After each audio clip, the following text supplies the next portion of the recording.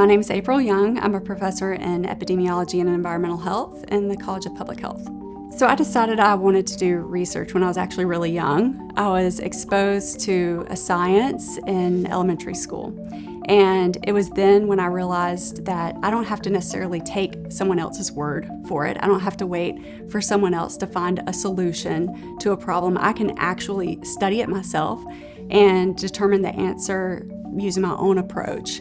And I loved that. I just had some really amazing teachers, mainly women, who inspired me to go into science. I went into my undergraduate degree at Transylvania University and found a mentor there who was doing research. And she inspired me to pursue being a faculty member and working with public health. When we talk with people who are actively using drugs or who have a substance use disorder, what I see is that these are amazing people with a lot of potential, a lot of creativity, and who deserve compassion. And that's what I've seen throughout my career. They are experiencing barriers that we have set up through policies and through social structures that set them behind.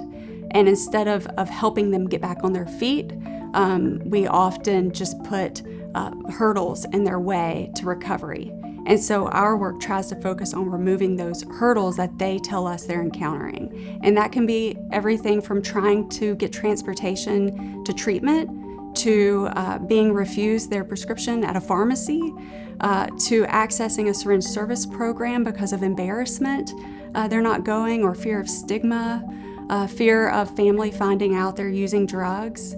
And we try to overcome that by creating more confidential and private ways they can engage in services. We've realized that we need to use some out-of-the-box innovative approaches.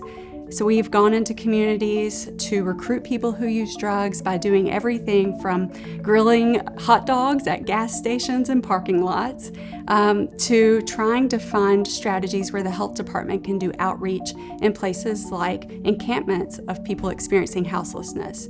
So we're changing the model and taking services to the people rather than expecting them to come to us. I've learned so much from hearing and talking with people who use drugs. And so I have tried to put people who use drugs in a position to talk with the students. We've had panels of people who are actively using or very early stages of remission, and the students have had a chance to submit questions to them, and I think that that's been one of the most powerful parts of the class. All of that came from what I've learned through our research.